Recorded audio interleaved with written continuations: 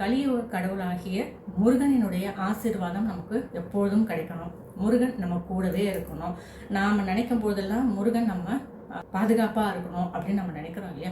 அப்போது முருகனினுடைய நினைப்பு நம்ம மனசில் இருக்குது. ஆனாலும் முருகனினுடைய ஏதாவது ஒரு அம்சம் நம்மக்கிட்ட இருக்கணும் அப்படின்னும் போது அது வேல். இது சரியாக இருக்கும் அப்படின்னு நான் நினச்சேன். பர்ஸில் வச்சுக்கக்கூடிய வேலையும் நான் கொடுத்துருக்கேன். டாலராக போட்டுக்கக்கூடிய வேலையும் நான் பதிவேற்றம் பண்ணியிருக்கேன். இந்த டாலராக போட்டுக்கக்கூடிய வேல் அப்படிங்கிறத நான் வெள்ளியில் கொடுத்துருக்கேன். அந்த வெள்ளி டாலர் எதற்காக கொடுத்துருக்கேன் அப்படின்னு சொன்னால், நம்ம உடலோடு அது இருக்கும் பொழுது அதனுடைய ஆற்றல் இன்னும் நல்லா இருக்கும், நம்முடைய ஆரோக்கியம் நல்லா இருக்கும். எப்போதுமே பாருங்களேன், இந்த நகைகள் கூட குழந்தைகளுக்கு ஆரம்பிக்கும் போது சரி, குழந்தைகளுக்கு ஏதாவது ஒரு நகை வாங்குறோம்னா முதல்ல கொலுசு வாங்குவாங்க, அப்புறம் காலுக்கு காப்பு வாங்குவாங்க, அப்புறம் கைக்கு காப்பு வாங்குவாங்க, அரணாக்கீடு வாங்குவாங்க.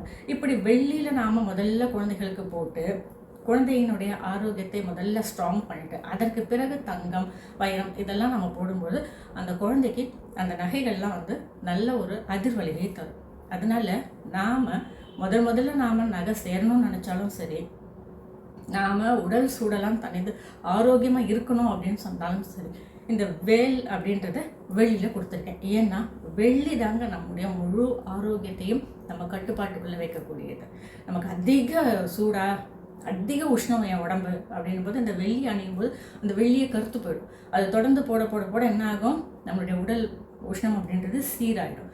இப்படி இந்த வேல் அப்படின்றத நான் வெள்ளியில் கொடுத்ததனுடைய காரணம் இதுதான்.